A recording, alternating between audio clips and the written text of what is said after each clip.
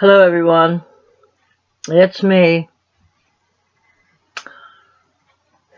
This this video is going to be called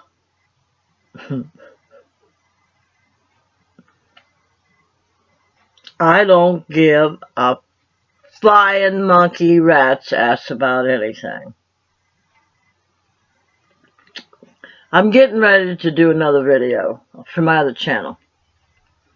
And I've been looking at the Jeffrey Epstein thing and the list and everything that's been going on and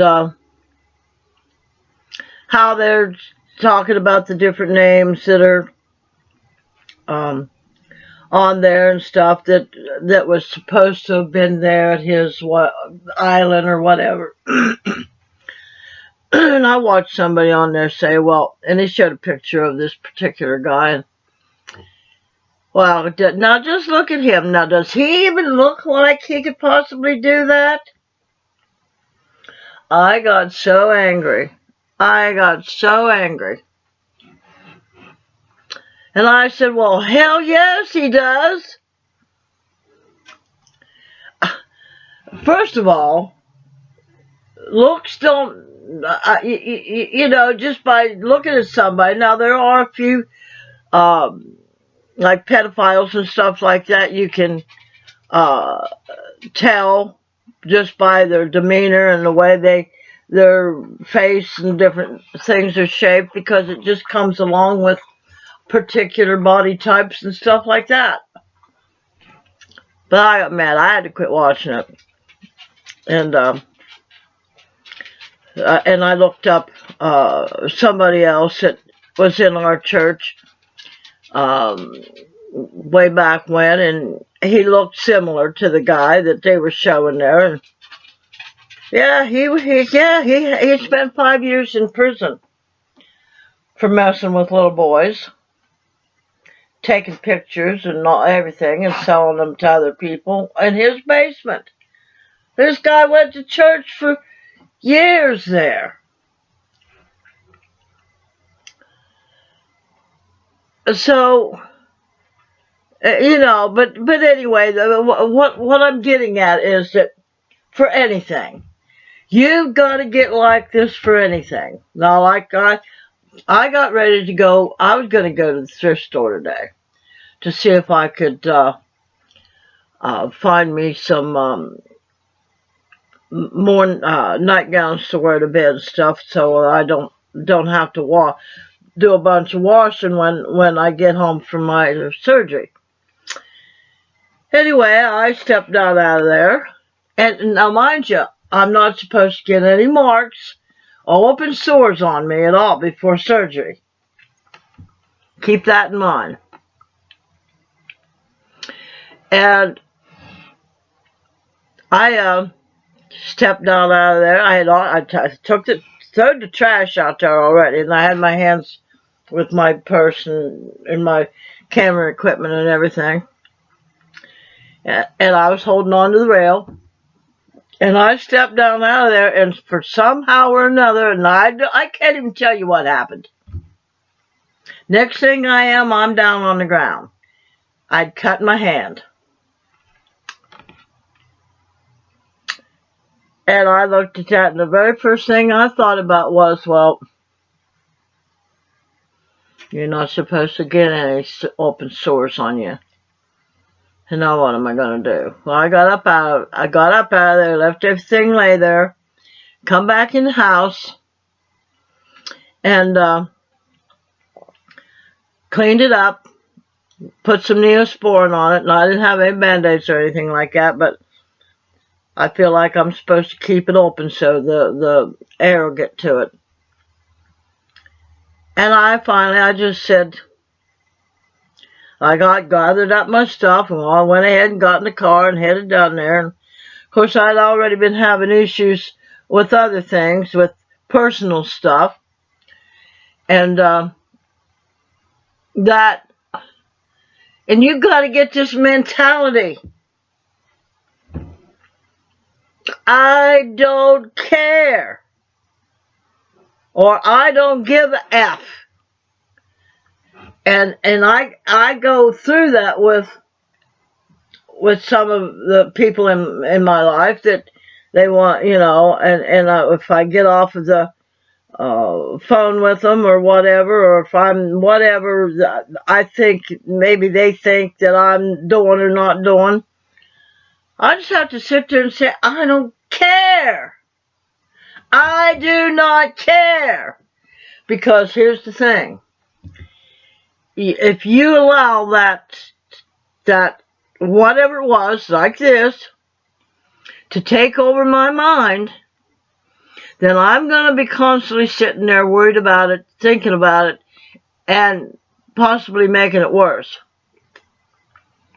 Instead of knowing that it's going to be okay. So you got to have that tough skin in a lot of areas in your life. And I seem to have developed that. And you got to just not care. Just don't care. Now, as far as that goes, I got 7 days for that to heal. And if it don't heal by the time I get there to the doctors, they say, well, we can't do your surgery because of that. Oh, well. Oh, well. Those are the mountains you got to climb. But you got to not let it worry you so bad that it's going to sink inside of you and crush you. I'm not going to let anything or anyone crush me. That's the evil entities out there is what it is, I'm telling you. And a lot of times they attach themselves to people, and people don't know that, and therefore people treat you like it comes, and you don't know that it's coming, or maybe you do know it's coming and you brace for it, but the way somebody else they might not want to treat you that way, but that entity makes them treat you that way. And you never know when it's coming. You just got to be prepared for it and say, all right, throw my hands up in the air. I don't need to listen to this. I'm not going to listen to this. And I'm not going to let that negativity get inside my heart and inside my brain to deter me. That's just like when you're getting ready to do something, say you want to go tiny, or you want to, you're cooking dinner, just a simple dinner, and you happen to forget it and you burn it. Oh my Lord. So you got to see the good in that. Well, here's the thing. How you can keep negativity out in the first place is get that. You got to get that mentality that you're going to be prepared. You got to prepare. It's like me doing the biscuits. That very first time I burnt them. Then I did it again, and it was a little bit better. But this last time, I took the package that the biscuit was in, and opened it up and put it on the bottom, and it was sort of like parchment paper.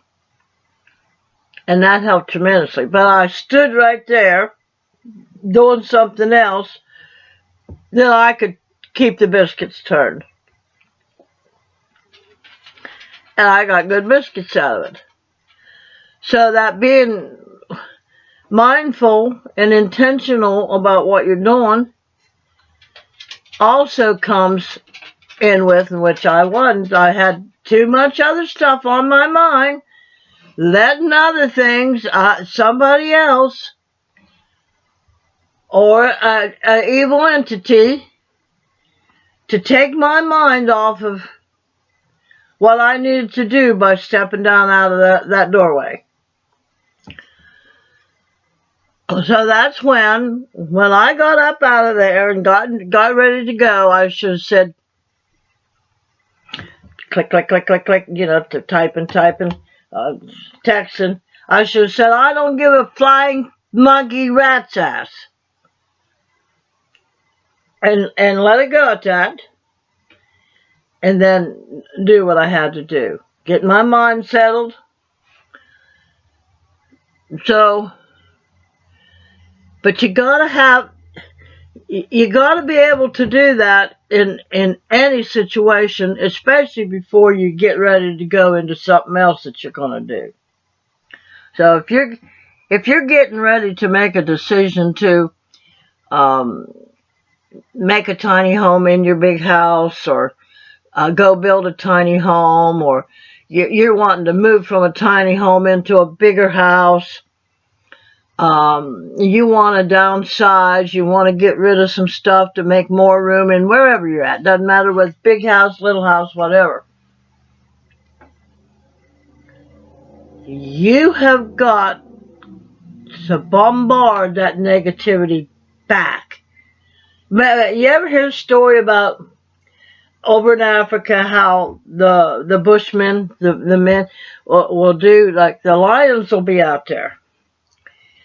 And when they're hungry, they'll come at you. And how the natives fight that, they go running at them. They go running at the lions, making all kinds of noise, and baffles them, startles them, takes them off guard. Well, that's what you got to do with negativity. And you got to do that before you make any kind of decisions. If there's usually something going on in everybody's life. It can happen all at once. Say you're sitting there making plans and drawing out plans and stuff like that, to make that move, or downsize, or whatever it is that you plan on doing. Or starting up a relationship, whatever. Or maybe you got a spouse that is not being so pleasant. You gotta have that heart. It's gotta be soft, but hard at the same time. And you gotta build that up and say, and if it's coming, if it's not coming, or if you're just meeting somebody, or whatever the case may be, you've already got to have that in your heart. That, if you don't like me, I don't care. I don't care. Whatever. I'm not going to fall victim to somebody else's expectations of me in order to soothe you, to satisfy you. And that's the way it would be with negativity, too. I am not going to feed that negativity. You blow it up right at the beginning. When you see it coming, you just, I don't give a F. You just go on down the road. And so, but anyway, watching some of that stuff, knowing, okay, and my other channel is about I think I've done a couple of videos on it, but I haven't really went deep enough into it to get to all of the aspects of it, because there's so many different kinds of attributes to that particular subject that you can make thousands and thousands of videos on it in different scenarios. So, but I'm that got me boiled up and talking to texting, really. When you make somebody else mad and they don't know how, They won't let it go. They won't let it go, and you don't know what you did. I mean, it's just plain and simple like that. So, but yeah, I mean, that's just like, okay, I know that with the way my shower is, that once I get my knee operated on, unless somebody's here to help me get in it, that's going to be hard for me to get in. So, what does that mean? Well, for at least 6 weeks, or until my knee heals enough that I can put my leg up over and get in a tub. That means then I'm not going to be able to take a shower. So, and I hate sponge baths. So I'm either going to have to say, I don't care if I stink or not.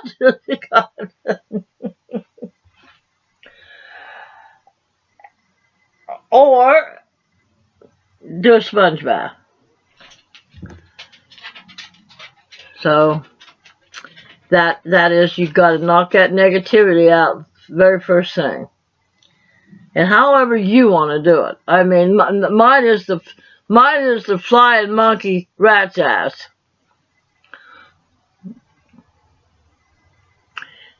And it's not my give a damn is busted. Nope. I give a damn about everything. I give a damn that I have to say to the negativity, pound it down into the ground before it gets a hold of me. So, but that basically that's what you got to do. You got to have that attitude, have that hardness of your heart, but not to the point where you can't have empathy and sympathy towards other people and towards yourself. I mean, you got to have that empathy towards yourself before that negativity even starts coming. You got to care enough about yourself to stop it. Put a stop to it right now, instead of letting it go ahead and creep right on in. So, I mean, it can get complicated. It really can, if you don't know that it's there and that it's on its way and whatever. And when it rears its ugly head, like somebody's saying to you, well, I think you did this, or I think you did that, when in reality, you know they did. You know that you didn't. Instead of fighting with it, just cut it off right there and then, so that the negativity don't get in you, and so those words don't bother you. So, but anyway, I didn't know what I was going to talk about today, but if you nip the negativity in the bud before you make any big plans, even making a dinner, and don't focus on that negativity. Bust it up the minute that you're, whatever it is, bust it up right then and there, so you can go on and do what you got to do. And so you're not sitting there thinking about it, and burn your food,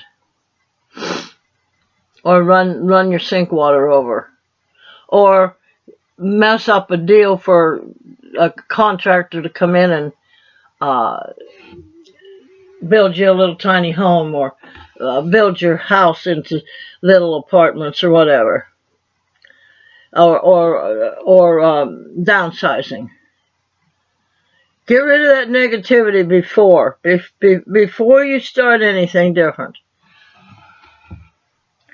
I didn't even comb my hair today.